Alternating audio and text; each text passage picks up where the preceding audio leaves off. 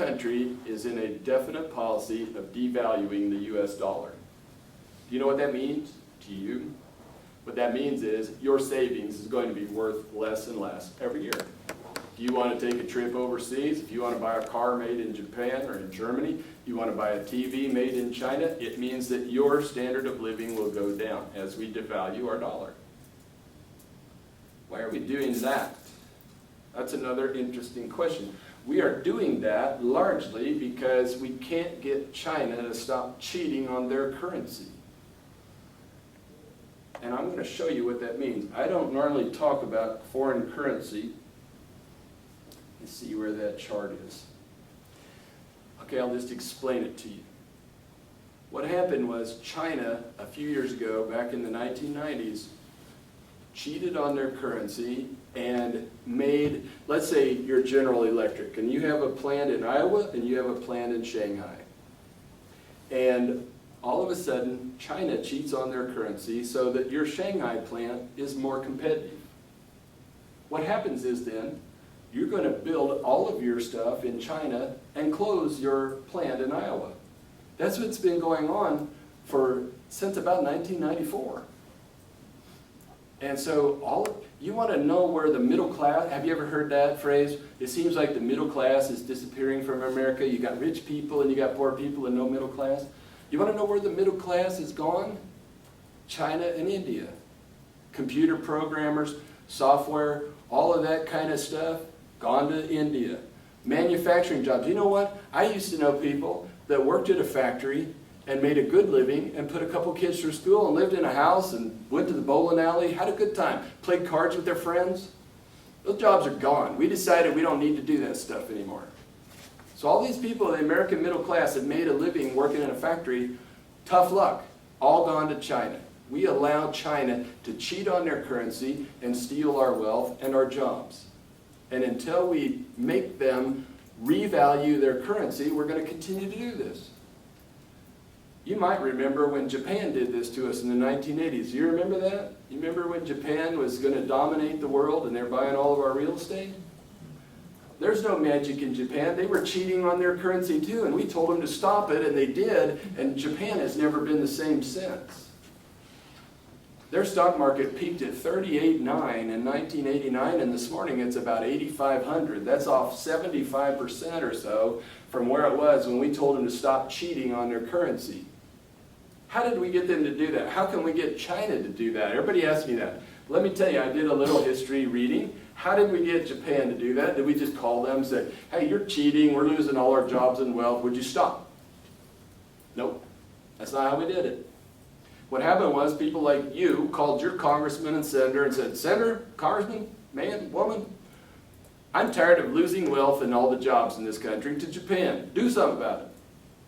So what happened was 10 congressmen went out in the lawn of Congress with a Toshiba TV and 10 sledgehammers, and in front of national cameras, they crushed that TV into the ground. And then they passed an omnibus trade act that sanctioned Toshiba and their holding company.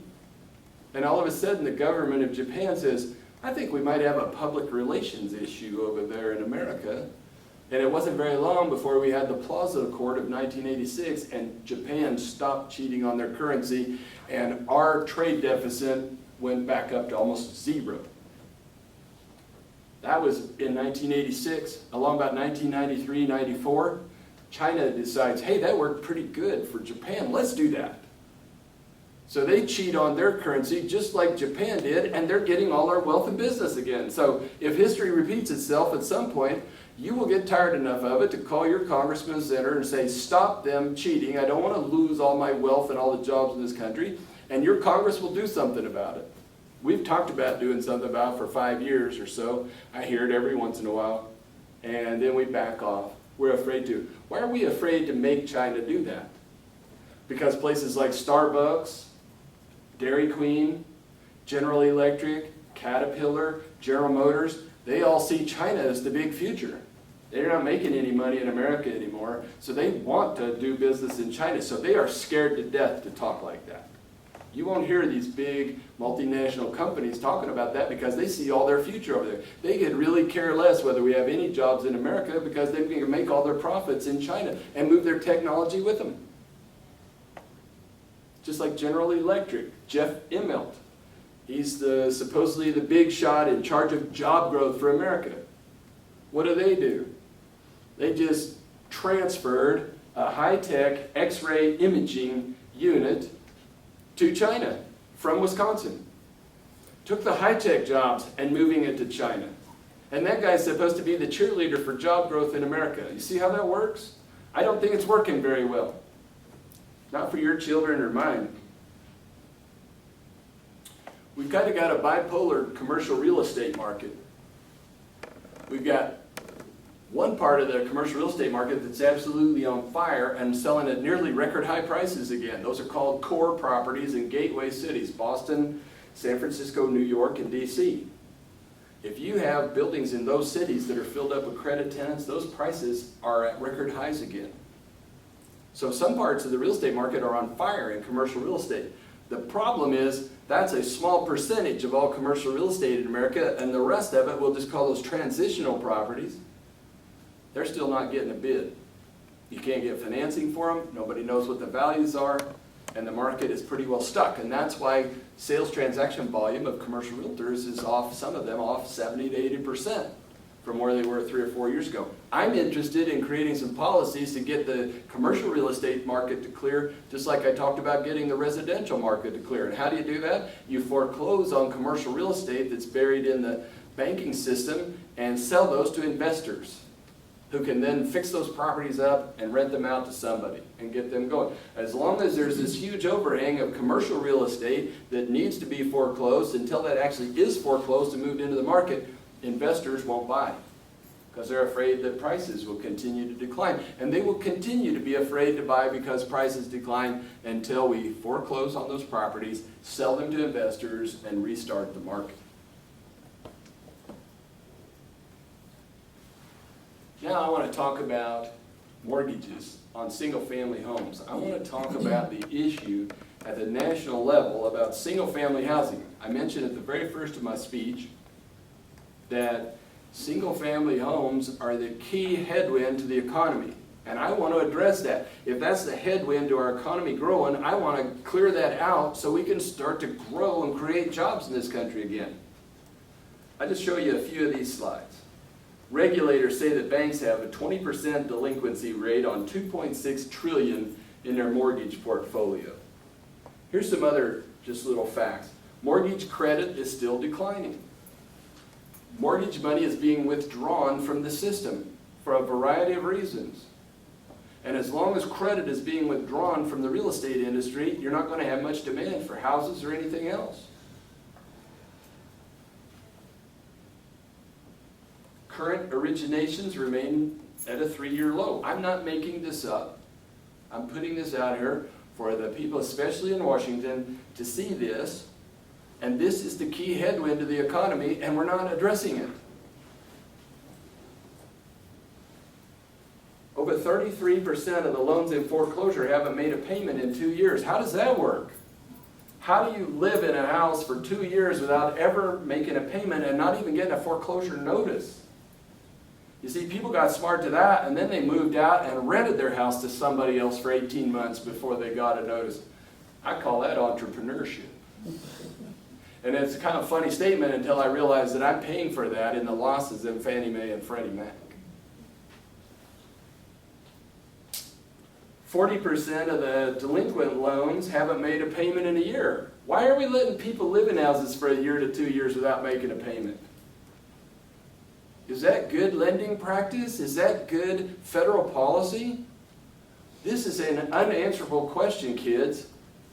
Why are we allowing people to live in homes for 2 years without foreclosing on them?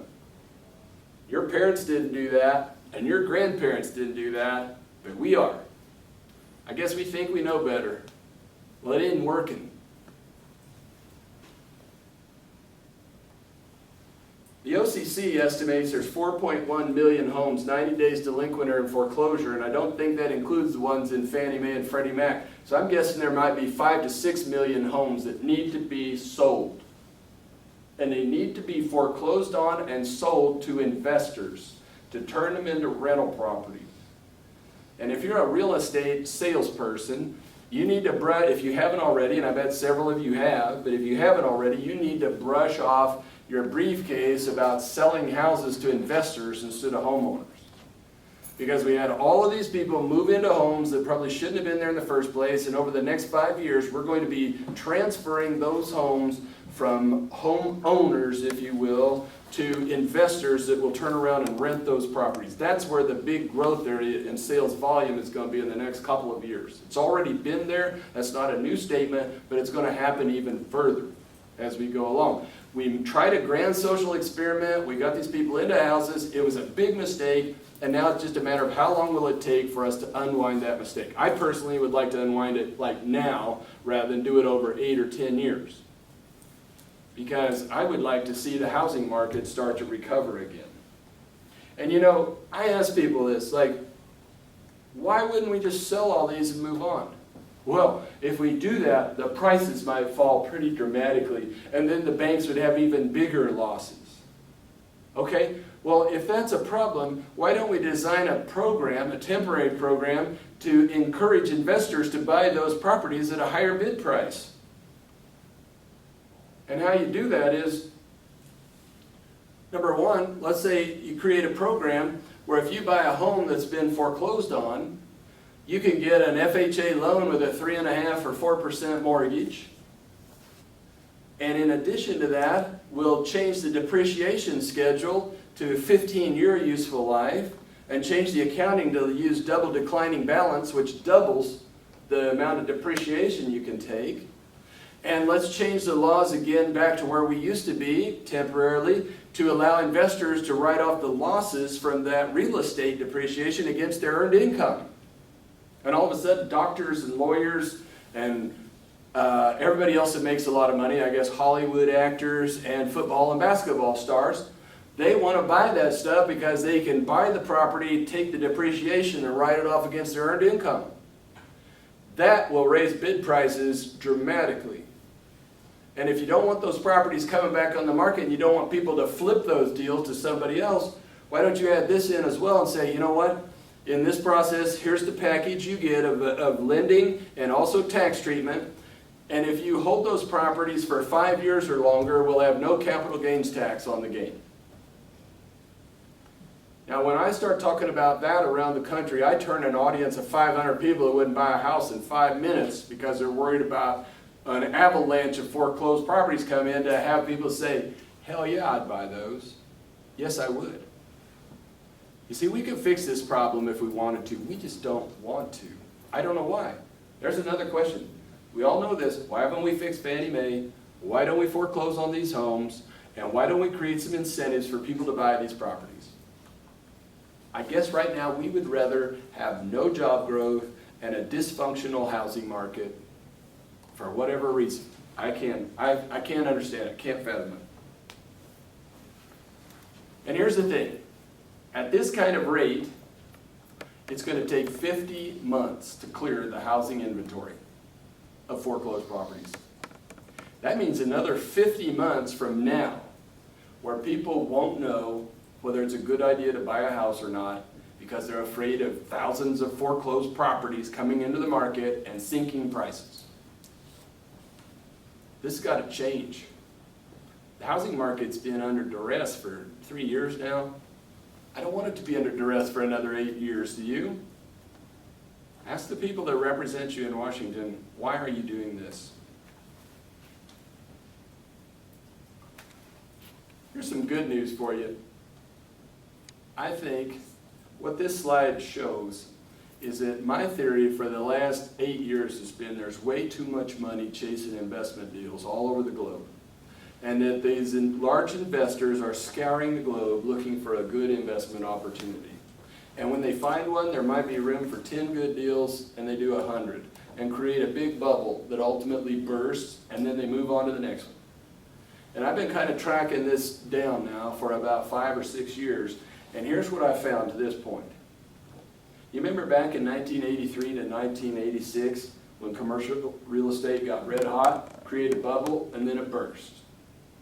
And then the bubble moved to the Japanese stock market. The Nikkei rose up to 38.5. It's now 8,500. It blew up and burst in 1989. And then the next step was the Asian tigers, Singapore, Thailand, and Malaysia. And all of a sudden the Russian ruble crisis and the Thai baht crisis crushed that bubble down. And then all of a sudden it's the U.S. stock market again, the dot-com bubble from 97 to 2000. And then that bubble burst. And then a few years later, it was U.S. commercial real estate and houses, actually, for that matter. We had a bubble in commercial and residential real estate in America, and that burst. And then after that, it was the BRIC countries, Brazil, Russia, India, and China. And commodities, buy gold, buy copper, buy silver, buy fertilizer, whatever you can buy that way. That is starting to let down. It hasn't burst yet, but it's coming down. The air is coming out of that. And right now, in my mind, we have a bubble in U.S. Treasury bonds, gold, the Swiss franc, and these trophy commercial real estate properties I was talking about. So my question is to you, what asset in the world is not priced at a very high level? Would you want to buy gold at $1,700? Would you want to buy agricultural farmland in America at record high prices? In my mind, two asset classes are not at historically high levels. One is our own U.S. stock market, and two is U.S. commercial real estate. And I want to amend this slide as soon as I get home for a day or two where I can actually change some of these slides. I would put U.S. residential real estate in there too, because buying a home right here in San Antonio, I guarantee you, you're not going to have to pay a record high price for it. And in Phoenix, Arizona, you might be buying them for 50 cents on the dollar. Canadians are buying properties in Phoenix and in Las Vegas because they're so cheap. And South Americans are buying condos in Miami, Florida because they want to get some of their money away from the dictatorships down there and get it into a safe haven like America, in a condo in Miami of all places. The Chinese are buying million-dollar properties in Vancouver for the same reason. And so in my mind, as soon as our Congress and our government creates some policies to foreclose on these houses and foreclose on the commercial real estate, you could have a huge demand for houses and for commercial real estate. And I'm not making that up. I'm already seeing it in certain types of commercial real estate. The prices are back up to record now. So there's an enormous demand for real estate investments because it's an alternative to gold or moving your money out of America or buying farmland. Interest rates, I think, are going to stay low because our economy is weak enough, it can't tolerate higher interest rates. Interest rates are not going to go up much at all unless our credit standing with the government goes down. And I got this quote from a guy, Dennis Lockhart, the chairman of the Federal Reserve Bank of Atlanta. This put goosebumps on my arms when I heard this. Back in March, I was in D.C., and in a question and answer, somebody asked him, is it possible that the credit rating of the U.S. government could get downgraded? And his comment was, we should not assume things that have been historically viewed as unthinkable are not possible. For a Federal Reserve person, that is a mouthful of truth. They usually don't like to talk like that. They usually like to obfuscate and say things so hard that you never can understand it. Like Greenspan when he commented to Congress years ago and he said, Congressman, if you think you understood what I just said, I must have misspoken. Okay? This is a mouthful of truth here. What Lockhart's saying is, yeah, I think we could get downgraded. I think it's a possibility. We're going to keep low interest rates here because we're saving more money here in America, and so they are in Europe and the UK as well. So we're going to be buying bonds. The private sector doesn't want to own stock. They're afraid of the stock market with good reason. And not only are Americans buying bonds and other people around the world buying our bonds, but also our banks are buying our bonds as well. And the new bank regulations are going to encourage them to own even more bonds. And you have fewer countries with high credit ratings. Where are you going to go with your money outside of America? You going to invest in Nicaraguan bonds or Venezuela or Chile or Russia or maybe Kazakhstan? Where are you going to go with your money? Whenever the going gets rough, money flows into America, and it flows into American Treasury bonds. China has to buy our bonds to cheat on their currency. You have to know how to cheat, and how you cheat is you don't buy anything from America except our bonds. You see, I've talked pretty hard about China today, but I like China. I like the people of China. I like Chinese food. I'm interested in having China be a trade partner with us, and here's my idea of a trade partner. Let's say you're China and I'm America. And here's how I'd like for this to work. I buy stuff from you, and you get wealth and jobs, and you buy stuff from me, and I get wealth and jobs. That doesn't sound bad, does it? Is that mean? But the way it is now, I buy everything from you, and you don't buy anything from me, so you get all the wealth and jobs, and I get a bunch of cheap TVs, and a bunch of debt. And so now you own all my debt. You don't own it all, you own $1 trillion worth or so. Are we going to do that every year? See, I don't want a trade war with you. I want you to buy stuff from me. I buy from you, you buy from me. You get jobs, I get jobs. You need to buy some airplanes from Boeing. You need to buy a bunch of corn or wheat or livestock or whatever else, Paris Hilton videos. I don't know what we produce in America anymore. But whatever it is, you need to buy stuff from me so that I get some jobs and wealth, because you know what? That 14-year-old boy and girl out there is getting a little worried about having a job in the future, and it's not fair for you to take all my money and all my jobs. End of story. So here's my conclusion. It appears that major business and investment decisions are going to be postponed until after the 2012 election, because Congress has postponed doing anything until after the 2012 election. I would say there's 100% certainty in our country among businessmen and women that our Congress will do nothing to encourage hiring in the next 12 months. I hope they're wrong. I can't hardly believe it myself. I'm too naive to think that surely you could do something good just by accident once in a while. But I'm telling you, nobody in this country thinks that way. So what's going to happen is businesses are going to keep making profits. They're going to keep having record cash flows. They're going to hoard more cash, and they're not going to hire anybody. And so we'll have virtually really slow hiring in 2012. And that's an awfully long time to wait. It was my worst case scenario when I was giving speeches in 2010, and it looks like it's coming true. If the stock market drops, expect Ben Bernanke to print another $1 trillion. Wall Street begs for that. I watch CNBC all the time. Anytime the market drops 300 points, they start talking about, wow, the percentage likelihood is that odds are up that Bernanke will go QE3, print another $1 trillion and buy mortgages with it. And that seems to rally the market. So if the stock market falls, we'll get another $1 trillion in printing. Interest rates are likely to stay very low through the election. And honestly, I don't see why they will go up after the election either, for quite a while. Could be some enthusiasm from businesses and investors if the polling data starts looking good in the summer. And by that, I don't want to infer Republican or Democrat, and only refer to a politician that's going to encourage hiring in this country. I don't care if they're Republican or Democrat. I'm looking for, and not me, the businessmen and women in this country are looking for people with policies to encourage hiring. You know how you do that? You set taxes and they get off the dance floor. You set the rules and you get off the dance floor. You set the regulations and you get off the dance floor. And allow businesses to have some kind of time planning horizon of 5 to 10 years where they know what the rules are and they know they're not going to change. And until we do that, we're not going to hire.